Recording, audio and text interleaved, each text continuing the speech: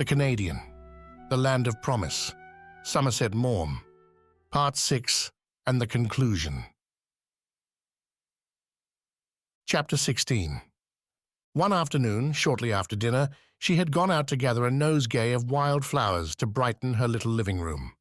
She was busily engaged in arranging them in a pudding bowl, smiling to think that her hand had lost none of the cunning to which Miss Wickham had always paid grudging tribute, even if her improvised vase was of homely wear, when she heard her husband's step at the door. It was so unusual for him to return at this hour that for a moment she was almost startled. "I didn't know you were about." "Oh," he said easily, "I ain't got much to do today. I've been out with Sid Sharp and a man come over from Prentice." "From Prentice?" Having arranged her flowers to her satisfaction, she stepped back to view the effect. At that moment, her husband's eye fell on them. "Say, what you got there?" "Aren't they pretty? I picked them just now. They're so gay and cheerful." "Very?"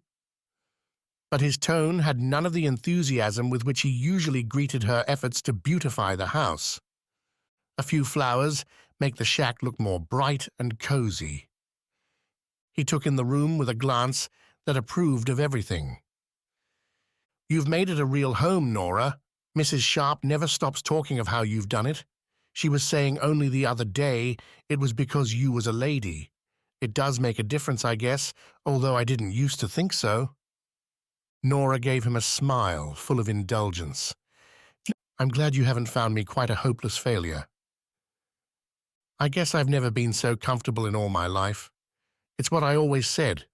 Once English girls do take to the life, they make a better job of it than anybody." "What's the man come over from Prentice for?" asked Nora. They were approaching a subject she always avoided. "I guess you ain't been terribly happy here, my girl," he said gravely, unmindful of her question. "What on earth makes you say that?" "You've got too good a memory, I guess, and you ain't ever forgiven me for that first night." It was the first time he had alluded to the subject for months. Would he never understand that she wanted to forget it? He might know that it always irritated her. "I made up my mind very soon that I must accept the consequences of what I'd done. I've tried to fall in with your ways," she said coldly. "You was clever enough to see that I meant to be the master in my own house, and that I had the strength to make myself so." How unlike his latter self this boastful speech was. But then he had been utterly unlike himself for several days. What did he mean? She knew him well enough by now to know that he never acted without meaning. But directness was one of his most admirable characteristics. It was unlike him to be devious, as he was being now. But if the winter had taught her anything, it had taught her patience. "I've cooked for you, mended your clothes, and I've kept the shack clean. I've tried to be obliging and obedient." The last word was not yet an easy one to pronounce. "I guess you hated me, though, sometimes." He gave a little chuckle. "No one likes being humiliated, and you humiliated me. Ed's coming here presently, my girl." "Ed who?" "Your brother Ed." "Eddie? When?" "Why, right away, I guess. He was in Prentice this morning." "How do you know?" "He phoned over to Sharp to say he was riding out." "Oh, how splendid! Why didn't you tell me before?" "I didn't know about it." "Is that why you asked me if I was happy? I couldn't make out what was the matter with you." "Well, I guess I thought if you still wanted to quit, Ed's coming would be kind of useful." Nora sat down in one of the chairs and gave him a long, level look. "What makes you think that I want to?" she said quietly. "You ain't been so very talkative these last months, but I guess it wasn't so hard to see sometimes that you'd have given pretty near anything in the world to quit." "I've no intention of going back to Eddie's farm, if that's what you mean." To this he made no reply. Still with the same grave air, he went over to the door and started out again, pausing a moment after he had crossed the threshold. If Ed comes before I get back, tell him I won't be long. I guess you won't be sorry to do a bit of yarning with him all by yourself.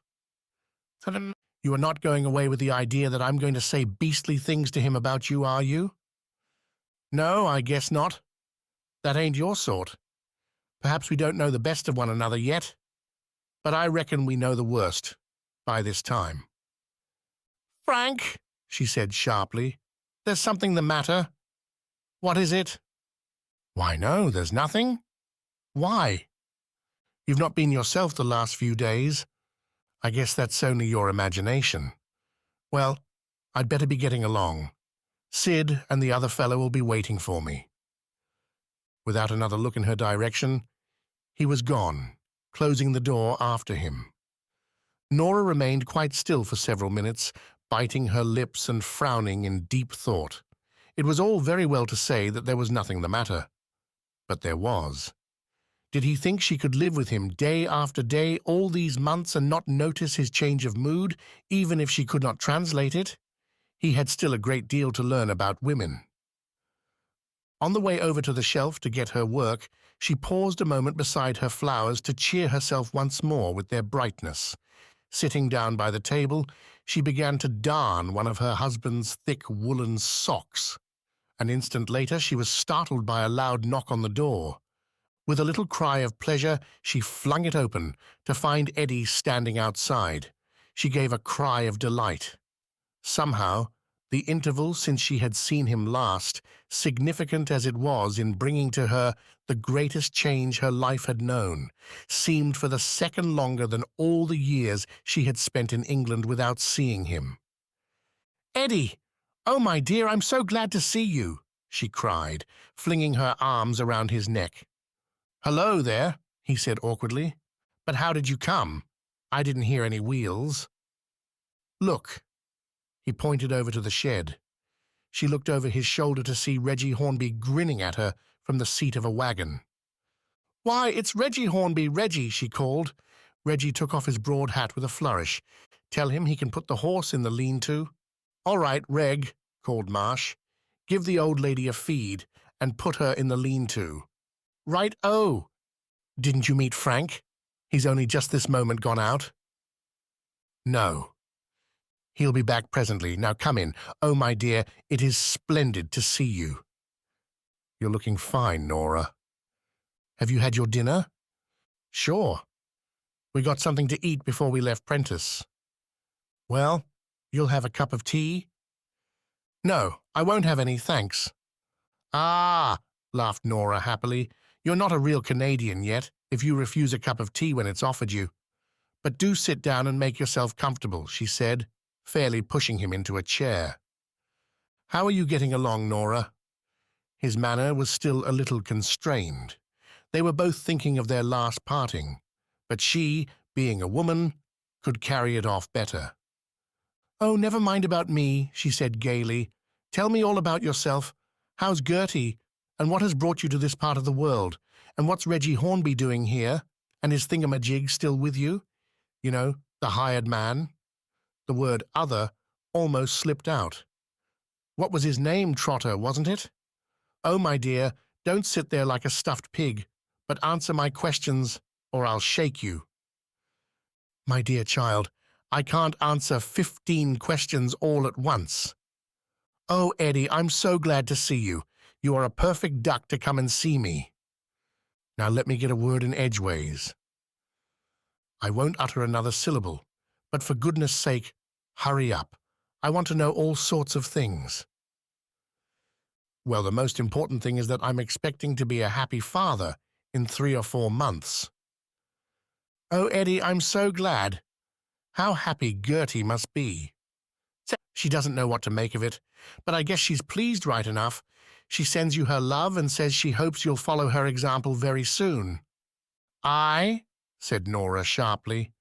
"But," she added, with a return to her gay tone, "you've not told me what you're doing in this part of the world anyway."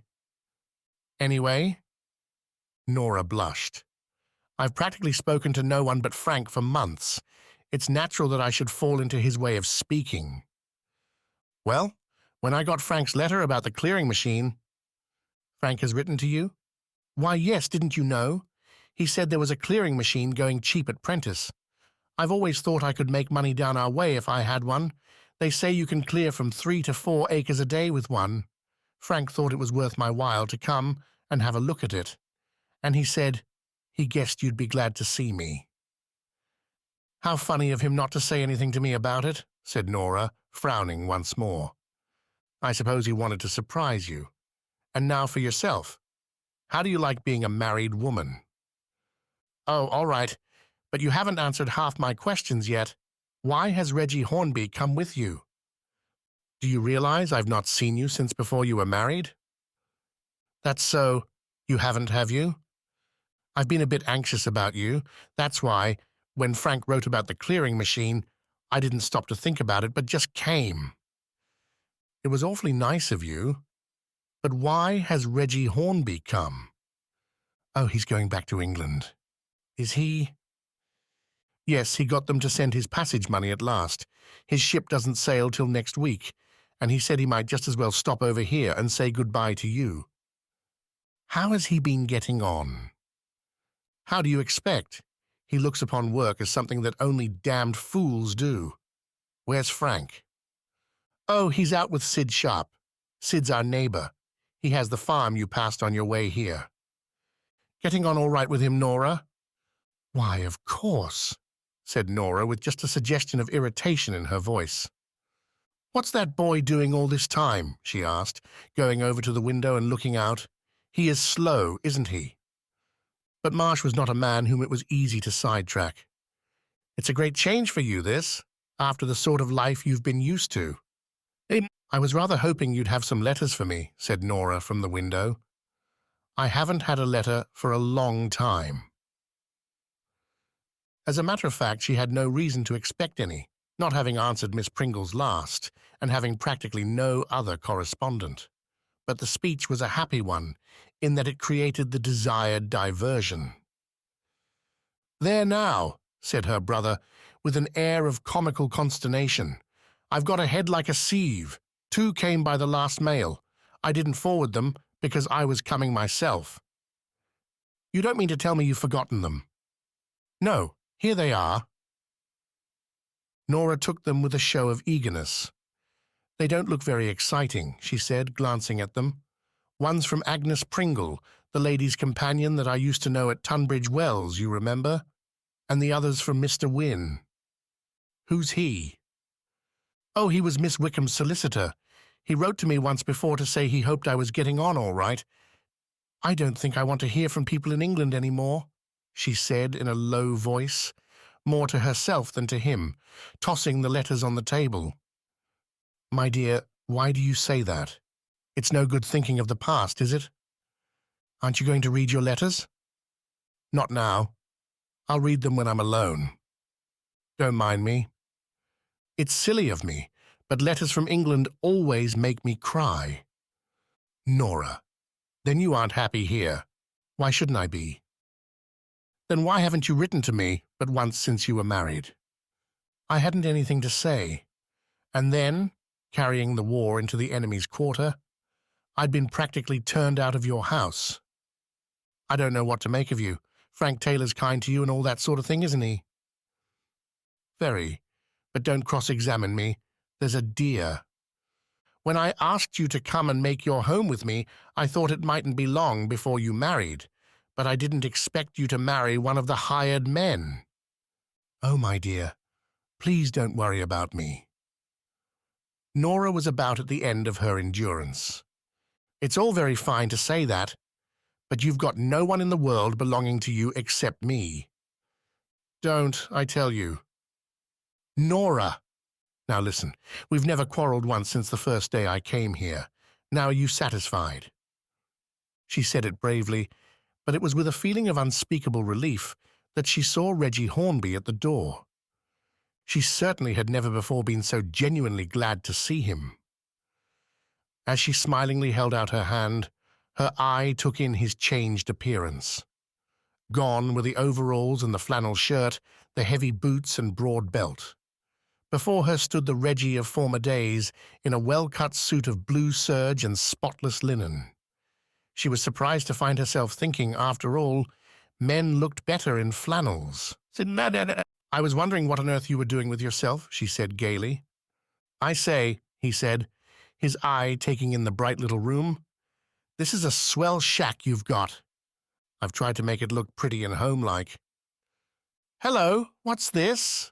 said Marsh, whose eye had fallen for the first time on the bowl of flowers. "Aren't they pretty? I've only just picked them. They're mustard flowers. We call them weeds. Have you much of it?" "Oh, yes, lots. Why?" "Oh, nothing. Eddie tells me you're going home." "Yes," said Reggie, seating himself and carefully pulling up his trousers. "I'm fed up for my part with God's own country. Nature never intended me to be an agricultural laborer." "No? And what are you going to do now?" "Loaf?" Mr. Hornby's tone expressed profound conviction. "Won't you get bored?" smiled Nora. "I'm never bored. It amuses me to watch other people do things. I should hate my fellow creatures to be idle. I should think one could do more with life than lounge around clubs and play cards with people who don't play as well as oneself." Hornby gave her a quick, ironic look. "I quite agree with you," he said, with his most serious air. "I've been thinking things over very seriously this winter. I'm going to look out for a middle-aged widow with money who'll adopt me. I recall that you have decided views about the white man's burden. All I want is to get through life comfortably. I don't mean to do a stroke more work than I'm obliged to, and I'm going to have the very best time I can." "I'm sure you will," said Nora, smiling. But her smile was a little mechanical.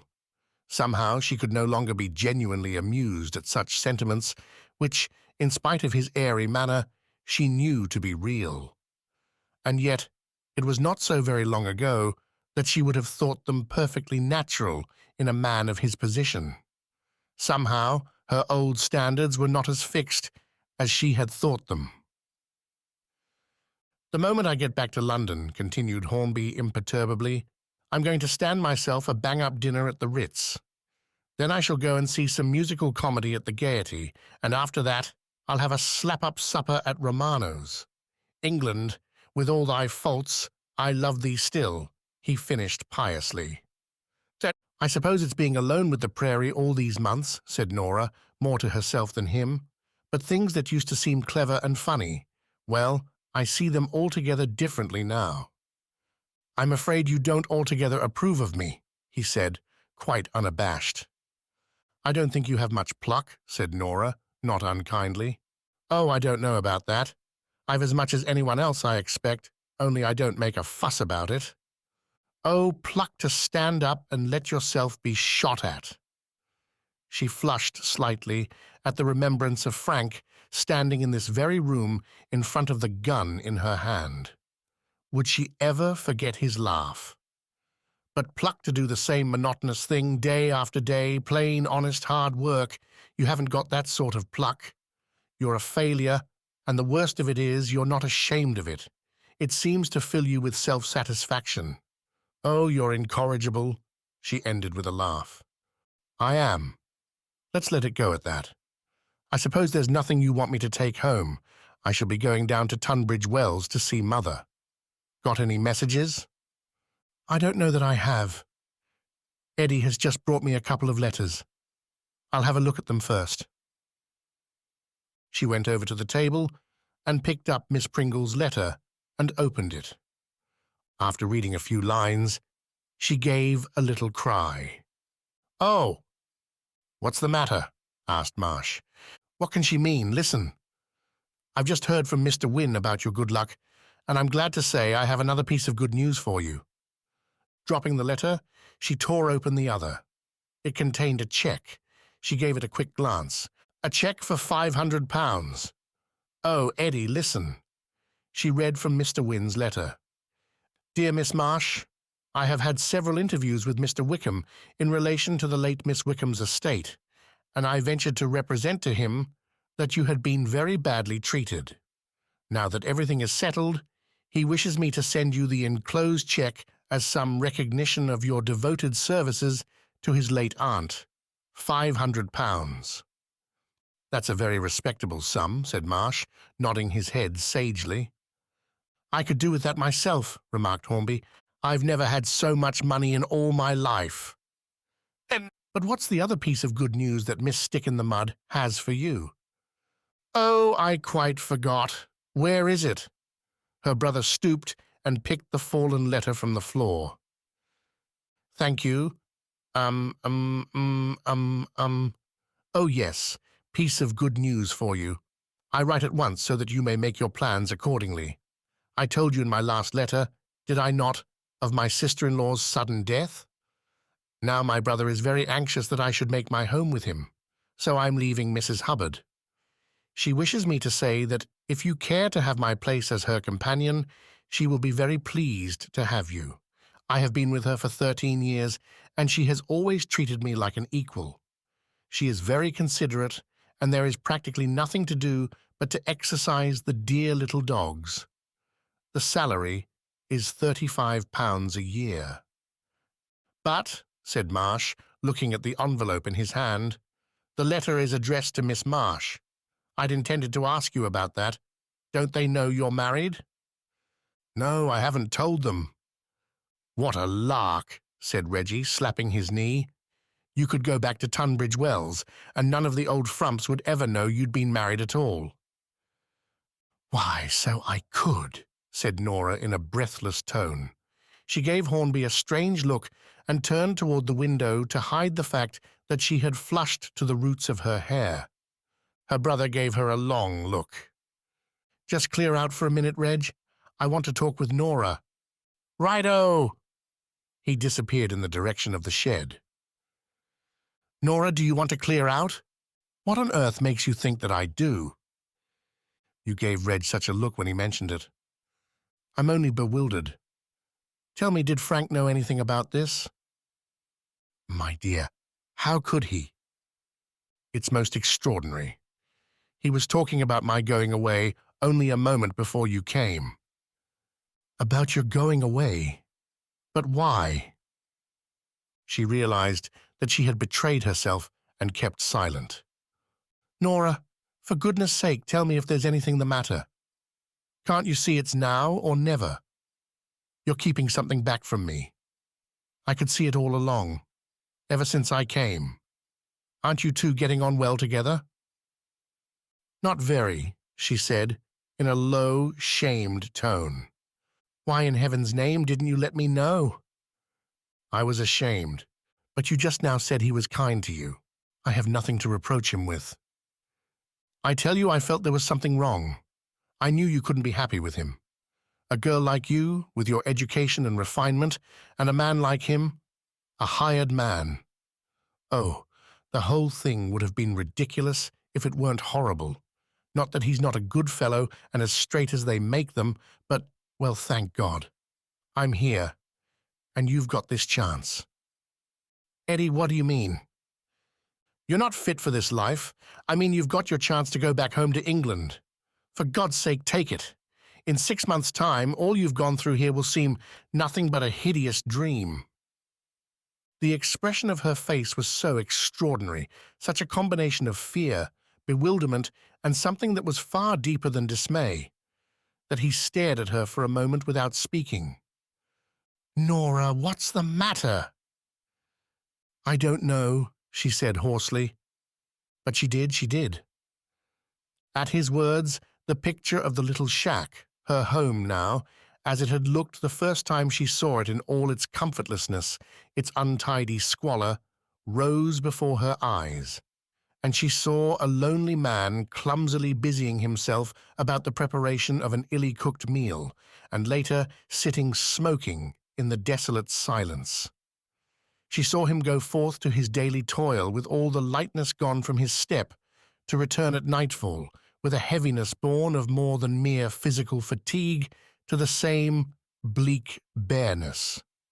And she saw herself, back at Tunbridge Wells, no longer the mistress, but the underpaid underling, eating once more off fine old china at a table sparkling with silver and glass. But the bread was bitter, the bread of the dependent. And she came and went at another's bidding, and the yoke was not easy.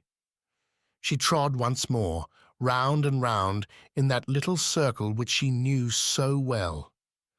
She used to think that the walls would stifle her.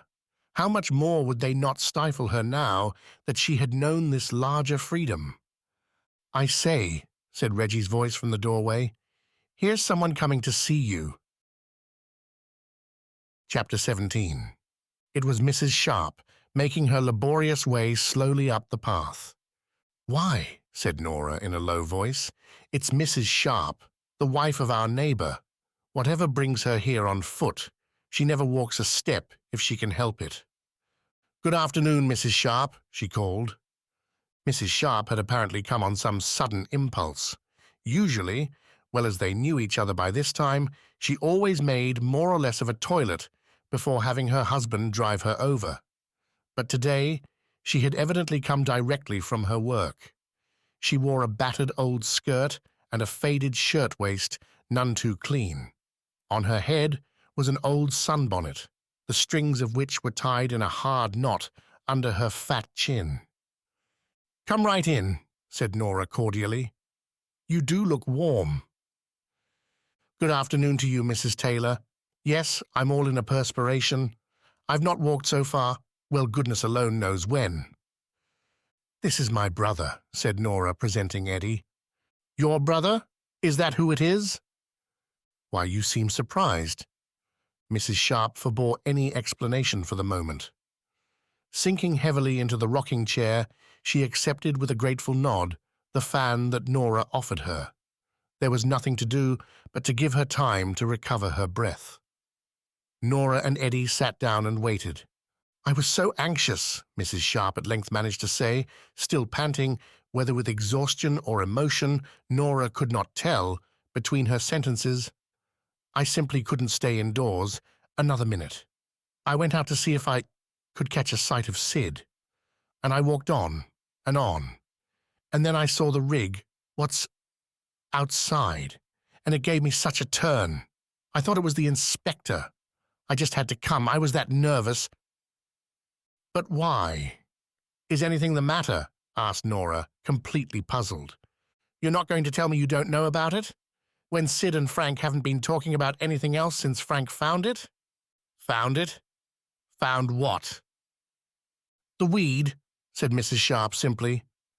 "You've got it then," said Marsh, with a slight gesture of his head toward the table where Nora's flowers made a bright spot of color.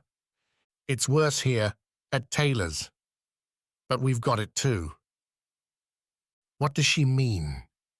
Nora addressed herself to Eddie, abandoning all hope of getting anything out of her friend. "We can't make out who reported us. It isn't as if we had any enemies," went on Mrs. Sharp gloomily, as if Nora wasn't present, or at least hadn't spoken. "It isn't as if we had any enemies," she repeated. "Goodness knows we've never done anything to anybody." "Oh, there's always someone to report you. After all, it's not to be wondered at. No one's going to run the risk of letting it get on his own land." "And she has them in the house as if they were flowers," exclaimed Mrs. Sharp, addressing the ceiling. "Eddie, I insist that you tell me what you two are talking about," demanded Nora hotly. "My dear," said her brother, "these pretty little flowers, which you've picked to make your shack look bright and homelike, may mean ruin." "Eddie, you must have heard. Why, I remember telling you about it myself, about this mustard, this weed. We farmers in Canada have 3 enemies to fight: frost, hail, and weed." Mrs. Sharp confirmed his words with a despairing nod of her head.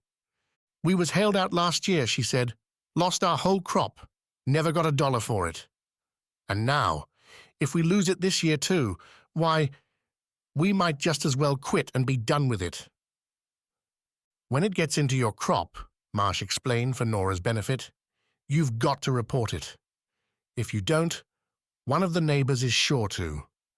And then they send an inspector along, and if he condemns it, Why you just have to destroy the whole crop, and all your year's work goes for nothing. You're lucky, in that case, if you've got a bit of money laid by in the bank and can go on till next year when the next crop comes along. We've only got a quarter section and we've got 5 children. It's not much money you can save then. But, began Nora. Are they out with the inspector now? Asked Marsh. Yes, he came out from Prentice this morning early. This will be a bad job for Frank. Yes, but he hasn't got the mouths to feed that we have. I can't think what's to become of us.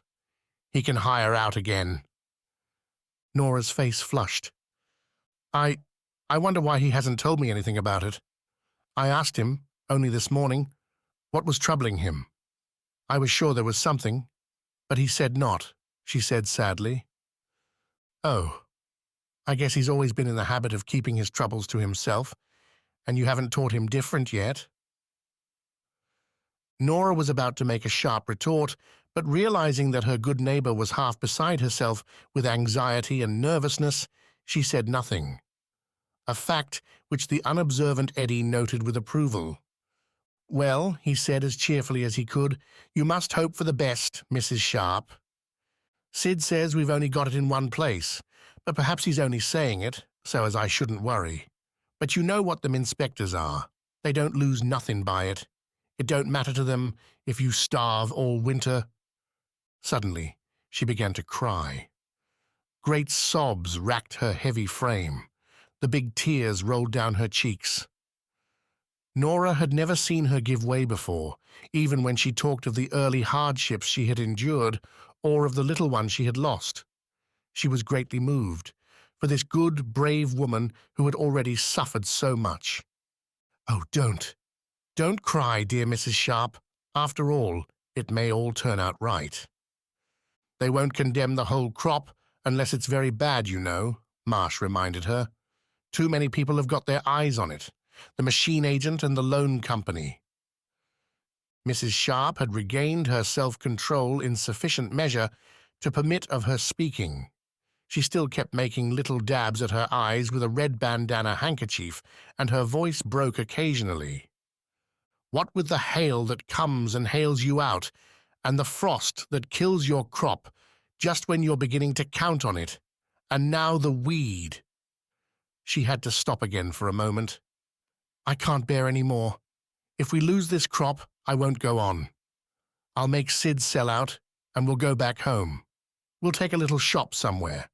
That's what I wanted to do from the beginning. But Sid always had his heart set on farming. But you couldn't go back now, said Nora, her face aglow. You couldn't. You never could be happy or contented in a little shop after the life you've had out here. And think, if you'd stayed back in England, you'd have always been at the beck and call of somebody else. And you own your land. You couldn't do that back in England. Every time you come out of your door and look at the growing wheat, aren't you proud to think that it's all yours? I know you are. I've seen it in your face. You don't know all that I've had to put up with. When the children came, only once did I have a doctor. All the rest of the times, Sid was all the help I had. I might as well have been an animal. I wish I'd never left home and come to this country, that I do. How can you say that? Look at your children, how strong and healthy they are, and think what a future they will have. Why, they'll be able to help you both in your work soon. You've given them a chance. They'd never have had a chance back home. You know that? Oh, it's all very well for them. They'll have it easy, I know that. Easier than their poor father and mother ever had. But we've had to pay for it all in advance, Sid and me. They'll never know what we paid. Dad! Ah, but don't you see that it is because you were the first, said Nora, going over to her and laying a friendly hand upon her arm. Mrs. Sharp was, of course, too preoccupied with her own troubles to realize, even if she had known that the question of Nora's return to England had come up, that her friend was doing some special pleading for herself against herself. But to her brother, who years before had in a lesser degree gone through the same searching experience, the cause of her warmth was clear. He nodded his approval. It's bitter work, opening up a new country, I realize that, Nora went on, her eyes dark with earnestness. Unknown to herself, she had a larger audience, for Hornby and Frank stood silently in the open door. Marsh saw them and shook his head slightly. He wanted Nora to finish. What if it is the others who reap the harvest? Don't you really believe that those who break the ground are rewarded in a way that the later comers never dream of? I do. She's right there, broke in Marsh. I shall never forget, Mrs. Sharp, what I felt when I saw my first crop spring up. The thought that never since the world began had wheat grown on that little bit of ground before. Oh, it was wonderful. I wouldn't go back to England now, to live, for anything in the world. I couldn't breathe. You're a man. You have the best of it and all the credit. Not with everyone, said Nora. She fell on her knees beside the elder woman's chair and stroked her work-roughened old hand.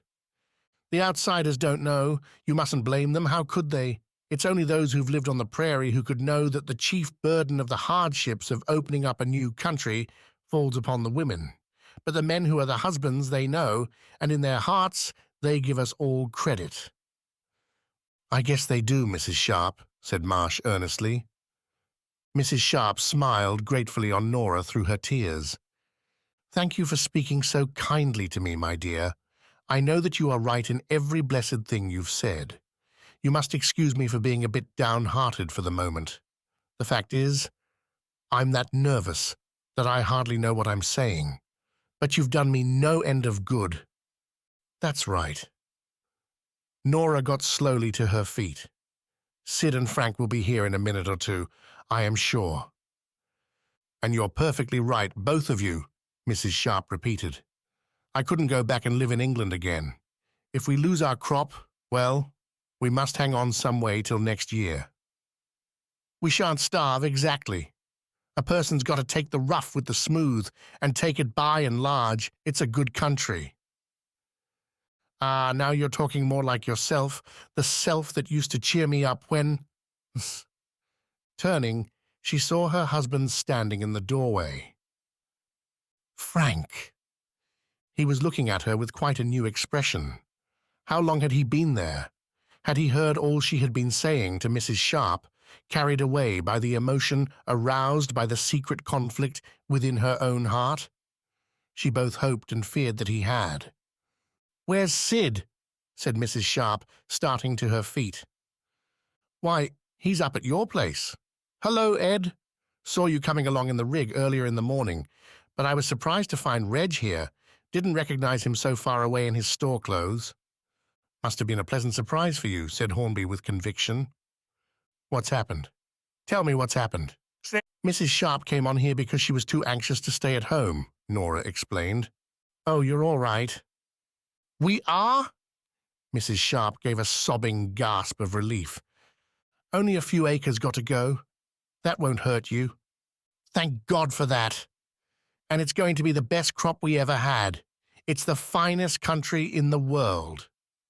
Her face was beaming. "You'd better be getting back," warned Taylor. "Sid's taken the inspector up to give him some dinner." "He hasn't," said Mrs. Sharp indignantly. "If that isn't just like a man—" She made a gesture condemning the sex. "It's a mercy there's plenty in the house. But I must be getting along right away," she bustled. "But you mustn't think of walking all that way back in the hot sun," expostulated Nora. "There's Eddie's rig. Reggie, here, will drive you over." "Oh, thank you kindly. I'm not used to walking very much, you know, and I'd be all tuckered out by the time I got back home. Goodbye, all. Good afternoon, Mrs. Taylor." "Good afternoon. Reggie, you won't mind driving Mrs. Sharp back? It's only just a little over a mile." "Not a bit of it," said Hornby good-naturedly. "I'll come and help you put the mare in," said Marsh, starting to follow Hornby and Mrs. Sharp down the path. "I guess it's a relief to you, now you know," he called back to his brother-in-law. "Terrible. I want to have a talk with you presently, Ed. I'll go on out with him, I guess," he said, turning to his wife. She nodded silently. She was grateful to him for leaving her alone for a time. They would have much to say to each other a little later. "Hold on, Ed. I'm coming." "Right you are." He ran lightly down the path where his brother-in-law stood waiting for him. She stood for a long moment looking down at the innocent-looking little blossoms on her table. And they could cause such heartbreak and desolation, ranking as engines of destruction with the frost and the hail, could make such seasoned and tried women as Mrs. Sharp weep and bring the grey look of apprehension into the eyes of a man like her husband. Those innocent-looking little flowers. What must he have felt as he saw her arranging them so light-heartedly in her pudding dish that morning? And yet, rather than mar her pleasure, he had choked back the impulse to speak. Yes, that was like him. For a moment they blurred as she looked at them. She checked her inclination to throw them into the stove, to burn them to ashes so that they could work their evil spells no more. Later on, she would do so. But she wanted them there until he returned. She looked about the little room. Yes, it was pretty and homelike, deserving all the nice things people said about it. And what a real pleasure she had had in transforming it from the dreadful little place it was when she first saw it into what it was now. Not that she could ever have worked the miracle alone. She smiled sadly to herself, how all her thoughts, like homing pigeons, had the one goal, and how proud he was of it all, with what delighted, almost childlike interest he had watched each little change, and how he had acquiesced in every suggestion and helped her to plan and carry out the things she could not have done alone.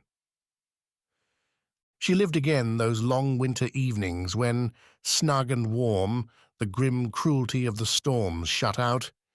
She had read aloud to him while he worked on making the chairs. How long would it keep its prettiness with no woman's eye to keep its jealous watch on it? The process of reversion to its old desolation would be gradual. The curtains, the bright ribands, the cushions would slowly become soiled and faded, and there would be no one here to renew them. For a moment, the thought of asking Mrs. Sharp to look after them came into her mind. But no, she certainly had enough to do. And besides, the thought thrilled her with delight. He would not like having anyone else to touch them. And she would be back in that old life where such simple little things were a commonplace, a matter of course. And what interest would they be to her? She could see herself ripping the ribbons from an old hat to tie back curtains for Mrs. Hubbard. Certainly that excellent lady would be astonished if she suggested doing anything of the sort, and small wonder. She hired the proper people to keep her house in order just as she was going to hire her. She found it in her heart to be sorry for Mrs. Hubbard. She had always had her money. The joy of these little miracles of contrivance had never been hers. She had bought her home. She had never, in all her pampered life, made one. Home! What a desolating word it could be to the homeless. She knew. Since her far-off childhood, she had never called a place home till now. And just as the word began to take on a new meaning, she was going to leave it. Had anyone told her a few short months ago, on the night that she had first seen what she had inwardly called a hovel, that she would ever leave it with any faintest feeling of regret, she would have called him mad. Regret! Why the thought of leaving tore her very heartstrings. What if it had been only a few short months that had passed since then? One's life is not measured by the ticking of a clock, but by emotion and feeling. She had crowded more emotion into these few short months than in all the rest of her dull, uneventful life put together. Fear, terror, hatred, murderous rage, bitter humiliation, she had felt them all within the small compass of these four walls. And greatest of all, why try to deceive her own heart any longer? Here she had known love. She had fought off the acknowledgement of this, the crowning experience and humiliation, as long as she could. She had called on her pride, that pride which had never before failed her. And now, to herself, She had to acknowledge that she was beaten. They were all against her. Her own brother had spoken only a few moments ago of her marriage as horrible. A girl like you and a hired man.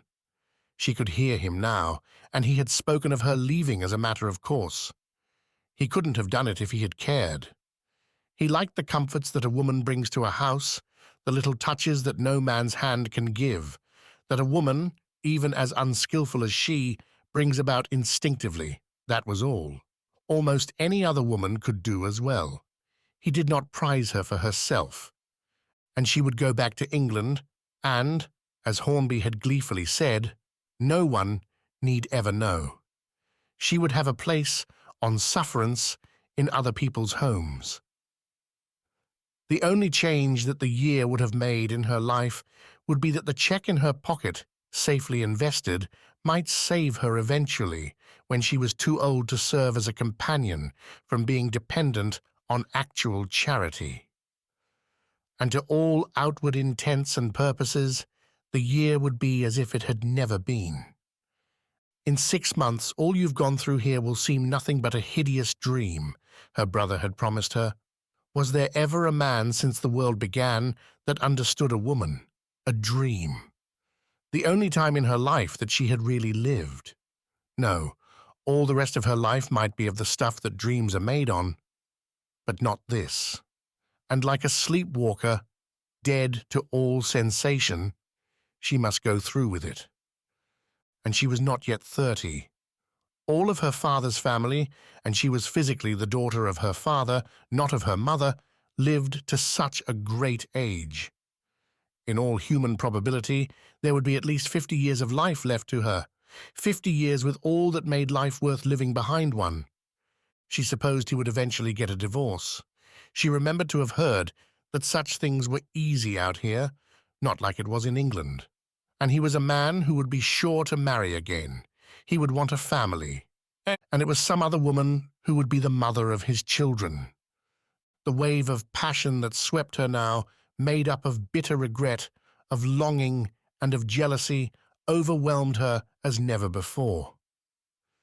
She had been pacing the room up and down, stopping now and then to touch some little familiar object with a touch that was a caress. But at this last thought, she sank into a chair and buried her face in her hands. The storm of weeping which shook her had nearly spent itself when she heard steps coming toward the house, a step that her heart had known for many a day. Drying her eyes quickly, she went to the window and made a pretense of looking out, that he might not see her tear-stained face. She made a last call on her pride and strength to carry her through the coming interview. He should never know what leaving cost her, that she promised herself. Chapter 18. Ed drove over with Reg and Emma. I guess he won't be very long. There was something he wanted to say to Old Man Sharp that he'd forgot about. Then you didn't get your talk with him? She was glad of that. It was better to have their own talk first. But as it had been, he who had broached the subject of her leaving, it was he who must reopen it. No, but I guess anything I've got to say to him will keep till he gets back. Ed's thinking of buying a clearing machine that's for sale over Prentice Way. Yes, he told me. Without turning her head, she could tell that he was looking around for the matches. He never could remember that they were kept in a jar over on the shelf back of the stove. He was going to smoke his pipe, of course. When men were nervous about anything, they always flew to tobacco. Women were denied that poor consolation, but she, too, felt the necessity of having something to occupy her hands. She went back to the table and, taking some of Frank's thick woolen socks from her basket, sat down and began, mechanically, to darn them. She purposely placed herself so that he could only see her profile. Even then, he would see that her eyes were still red. She hadn't had time to bathe them. I suppose I look a sight, but poor Mrs. Sharp was so upset. She broke down and cried, and of course I've been crying too. I'm so thankful it's turned out all right for her. Poor thing, I never saw her in such a state. They've got 5 children to feed. I guess it would make a powerful lot of difference to them, he said quietly. I wish you'd told me all about it before. I felt that something was worrying you, and I didn't know what. There was a pause. Why didn't you tell me? If I saved the crop, there didn't seem any use fussing. And if I didn't, you'd know soon enough. How could you bear to let me put those dreadful flowers here in the house? She said, pointing to the bowl on the table. Oh, I guess I didn't mind if it gave you any pleasure. You didn't know they was only a weed and a poisonous one for us farmers. You thought them darn pretty. That was very kind of you, Frank, said Nora. Her voice shook a little in spite of her effort to control it. I guess it's queer that a darned little flower like that should be able to do so much damage. That subject exhausted, there came another pause. He was very evidently waiting her lead. Could Eddie have told him anything about the news from England? No, he hadn't had any opportunity. Besides, it would have been very unlike Eddie, who, as a general rule, had a supreme talent for minding his own affairs. How did it happen that you didn't tell me that you had written to Eddie? I guess I forgot. She waited a few moments to make sure that her voice was quite steady. Frank, Eddie brought me some letters from home. From England, I mean, today. I've had an offer of a job back in England. He got up slowly and went over to the corner where the broom hung to get some straws to run through the mouthpiece of his pipe.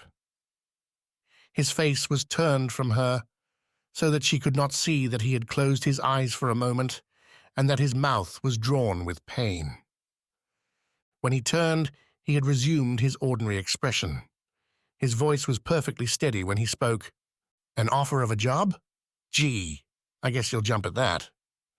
It's funny it should have come just when you had been talking of my going away. Very, not even a comment.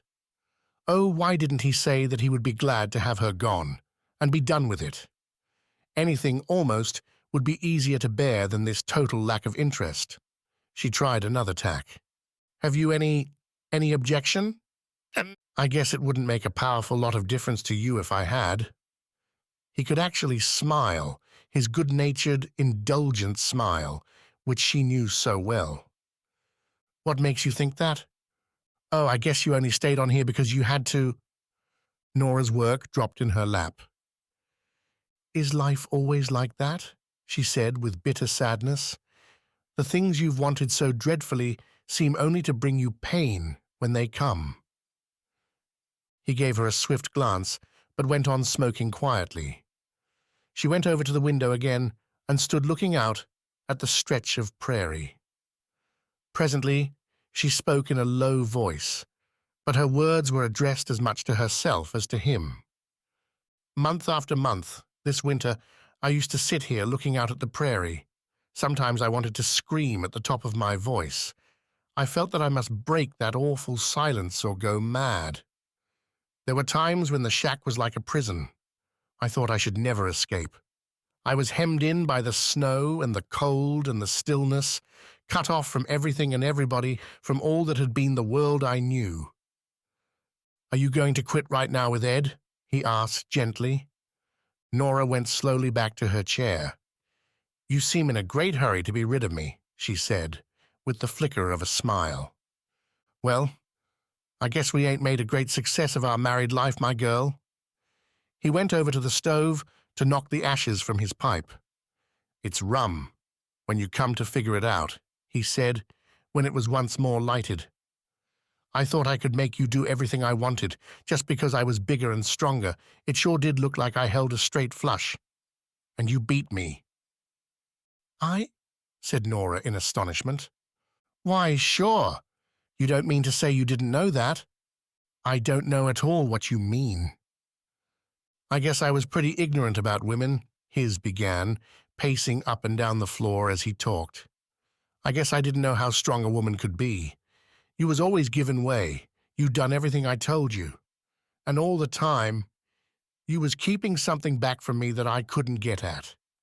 Whenever I thought I was going to put my hand on you, zip, you was away again. I guess I found I'd only caught hold of a shadow. I don't know what more you expected. I didn't know you wanted anything more. I guess I wanted love, he said, in a tone so low that she barely caught it. He stood over by the table, looking down on her from his great height. His face was flushed, but his eyes were steady and unashamed. You! She looked at him in absolute consternation. Her breath came in hurried gasps, but her heart sang in her breast and the little pathetic droop of her mouth disappeared. Her telltale eyes dropped on her work. Not yet, not yet. She was greedy to hear more. I know you now less well than when you'd been only a week up to Ed's. He resumed his pacing up and down. I guess I've lost the trail. I'm just beating round, floundering in the bush. I never knew you wanted love, she said softly. I guess I didn't know it until just lately either. I suppose parting's always rather painful, she said, with just the beginning of a little smile creeping round the corners of her lips. If you go back, when you go back, he corrected himself, to the old country, I guess you'll never want to come back. Perhaps you'll come over to England yourself one of these days. If you only have a couple of good years, you could easily shut up the place and run over for the winter, she said shyly. I guess that would be a dangerous experiment. You'll be a lady in England. I guess I'd still be only the hired man. You'd be my husband? No, oh, he said, with a shake of the head. I guess I wouldn't chance it. She tried another way. She was sure of her happiness now. She could play with it a little longer. You'll write to me now and then and tell me how you're getting on, won't you? Will you care to know? He asked quickly. Why, yes, of course I shall. Well, he said, throwing back his head proudly, I'll write and tell you if I'm making good. If I ain't, I guess I shan't feel much like writing. But you will make good, Frank. I know you well enough for that. Do you? His tone was grateful. I have learned to respect you during these months we've lived together. You have taught me a great deal. All sorts of qualities which I used to think of great value seem unimportant to me now. I have changed my ideas about many things. We have each learned something, I guess, he said generously. Nora gave him a grateful glance. He stood for a moment at the far end of the room and watched her roll up the socks she had just darned. How neat and deft she was. After all, there was something in being a lady, as Mrs. Sharp had said. Neither she nor Gertie, both capable women, could do things in quite the same way that Nora did. Oh, why had she come into his life at all? She had given him the taste for knowledge, for better things of all sorts, and now she was going away forever. He had no illusions about her ever returning. Not she. Once she had escaped from a life she hated.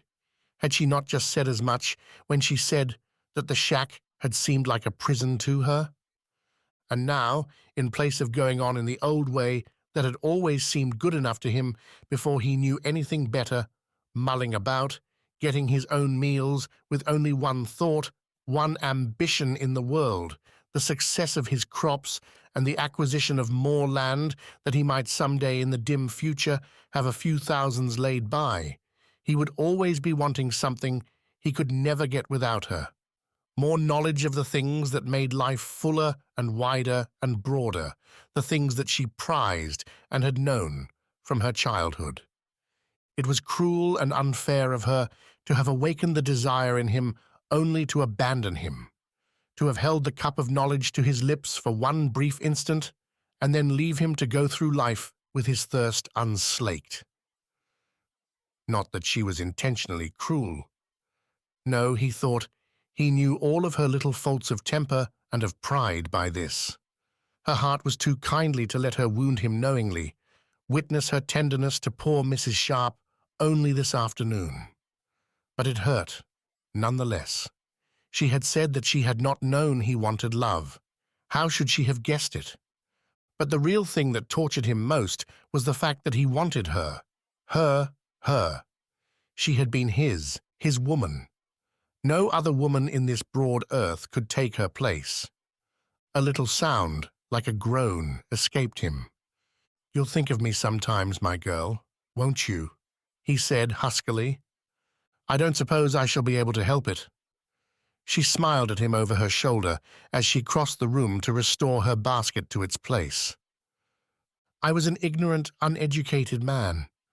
I didn't know how to treat you properly. I wanted to make you happy, but I didn't seem to know just how to do it." "You've never been unkind to me, Frank. You've been very patient with me." "I guess you'll be happier away from me, though, and I'll be able to think that you're warm and comfortable and at home, and that you've plenty to eat." "Do you think that's all I want?" She suddenly flashed at him. He gave her a quick glance and looked away immediately. "I couldn't expect you to stay on here, not when you've got a chance of going back to the old country. This life is all new to you. You know that one." "Oh, yes, I know it. I should think I did." She gave a little mirthless laugh and went over to her chair again. "At 8 o'clock every morning, a maid will bring me tea and hot water, and I shall get up and I shall have breakfast. And presently I shall interview the cook, and I shall order luncheon and dinner, and I shall brush the coats of Mrs. Hubbard's little dogs and take them for a walk on the common. All the paths on the common are asphalted so that elderly gentlemen and ladies' companions shan't get their feet wet." "Gee, what a life!" She hardly gave him time for his exclamation. As she went on, mirth, scorn, hatred, and dismay came into her voice, but she was unconscious of it. For the moment, everything else was forgotten, but the vivid picture which memory conjured up for her, and which she so graphically described.